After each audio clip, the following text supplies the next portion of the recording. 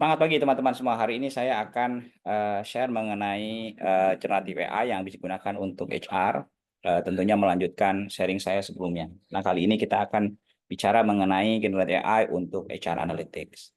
Jadi, studi kasusnya adalah saat ini ada seorang HR Manager, fokus dia di Project ODTM, Organization Development and Talent Management, sedang menganalisa data karyawan untuk memastikan mendapatkan informasi mengenai talent pool, retention strategy, development plan, sama career plan. Oke, lalu kita lihat saya buat dummy data sebagai berikut. Jadi ada nama, ada performance, ada salary, ada training hours, ada career history, current position, dan seterusnya. Nah, ini data ini akan saya gunakan untuk dengan generative AI untuk membantu saya membuat initial atau draft analisa terkait dengan talent yang selanjutnya kita bisa analisa dengan baik. Saya menggunakan uh, salah satu generative AI yang mungkin sangat prominent saat ini yaitu ChatGPT 4o. Coba saya ambil data yang tadi, seperti saya sampaikan datanya sama persis dengan yang saya tadi share. Kemudian ini jadi basis data dia, kita coba buatkan prompt yang pas gitu ya. Saya HR manager mengerjakan project OD, talent manager berikut adalah data karyawan, performa gaji dan seterusnya. Asumsi nilai performa 2 tahun terakhir minimal B dan A dengan bobot 30%, potensi 30%, ini bobotnya 30%. Kemudian potensi untuk menempati posisi hasil assessment itu 40% dan nilai lainnya 30%. Buatkan analisa untuk talent pool, rencana pengembangan karyawan, dan buatkan juga 10 orang engagement indeks rendah dan 5 orang engagement tertinggi. Oke. Prompt-nya sudah lengkap, mari kita coba. Dia baca datanya, kemudian dia menggunakan prompt ini. Dia analisa seperti apa. Kemudian analisa history juga, analisa assessment center, bobotnya dia jelasin, gitu ya. Kemudian skornya dia buat kriterianya, dan dia akan menggunakan apa kalkulasinya, engagement index juga sama, the lowest dapat step by step. Kemudian dia mengkalkulasinya, kan, dengan asumsi itu. Dia mengkalkulasinya, dia punya engagement dari semua. Kemudian ini kira-kira beberapa development yang dibuat. Kalau lihat ada development, ada Erna, development seperti apa, ada Joko, ada Rudy, kemudian juga engagement index dan seterusnya. Oke. Nah, untuk ini kemudian kita bisa buatkan dalam bentuk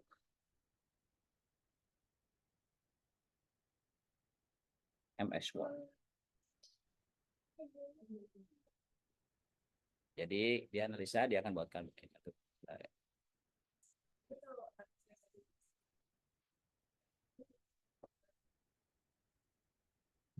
Oke. Dia coba dengan asumsi tadi ya. Kelihatan dia analisa, kemudian beberapa sudah dimasukkan ke bentuk format Word. Nah, kira-kira dia bikin development, talent management, and employee engagement. Coba kita lihat. Lihat hasilnya. Kita buka.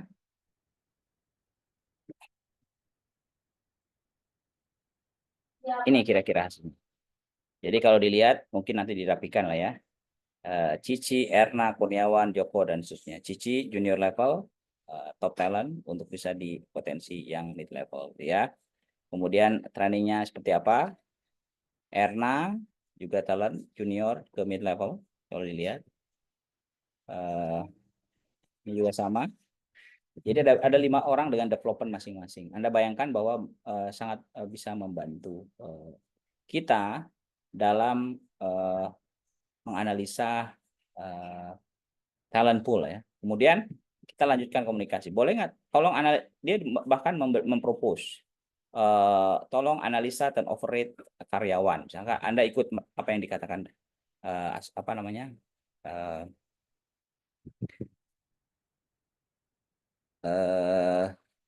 Nah, Dia kalau mau turnover, Anda harus tambahkan. Nah, ini juga bisa, Anda bisa tambahkan demikian. Kemudian mungkin analisa retention. Bagaimana menganalisa retention strategi untuk yang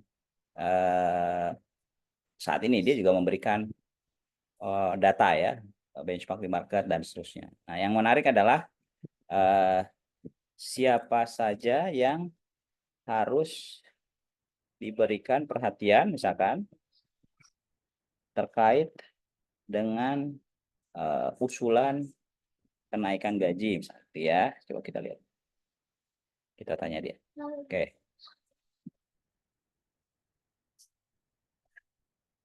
Nah, dia asumsinya dengan asumsi dia itu, kemudian Anda bisa lihat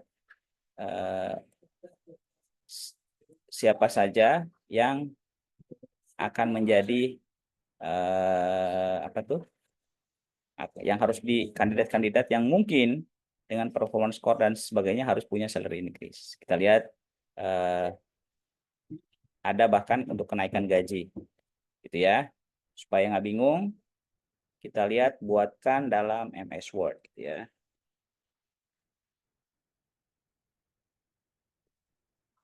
Oke, nah teman-teman semua, kalau dilihat hal ini akan membantu Anda untuk bisa membuat formula, yaitu benchmark dan membuat framework, terutama yang junior ya, yang belum pernah melakukan hal ini untuk bisa lebih punya learning agility yang baik, gitu ya. Karena apa? Karena saya pikir dengan informasi yang banyak, generative AI bisa membantu kita. Coba lalu saya ada recommendation analisa. Ada, kita buka seperti apa.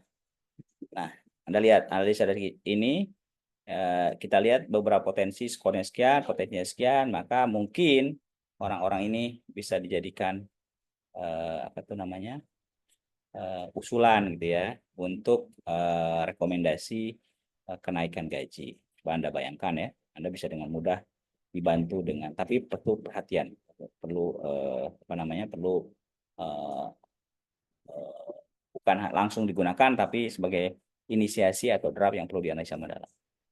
Yang terakhir saya akan coba buatkan karir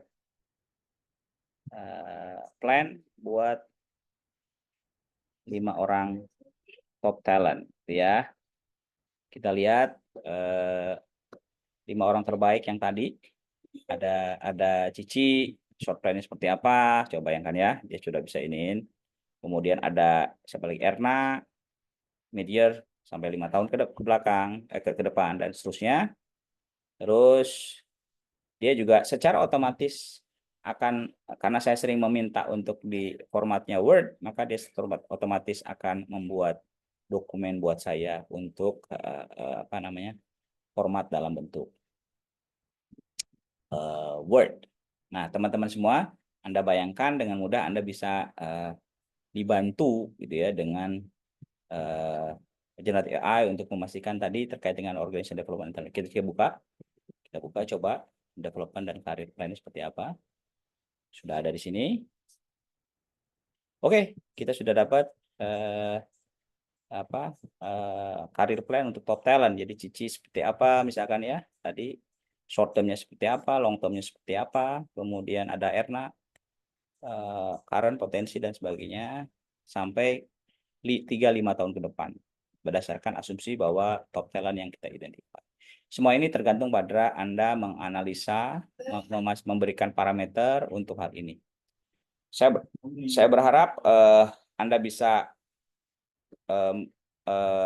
mengembangkan beberapa teknik yang bisa digunakan untuk menganalisa hal-hal lain terkait dengan HR. Mudah-mudahan sharing saya hari ini memberikan inspirasi kepada Anda untuk bisa mengembangkan HR Analytics, baik itu dari berhubungan dengan produktivitas dan sebagainya. Saya akan share lagi beberapa hal nanti terkait dengan learning and development pastinya, dan juga dengan terkait dengan beberapa strategic HR initiative. Mudah-mudahan bermanfaat. Learn, action, and success. TY in the house.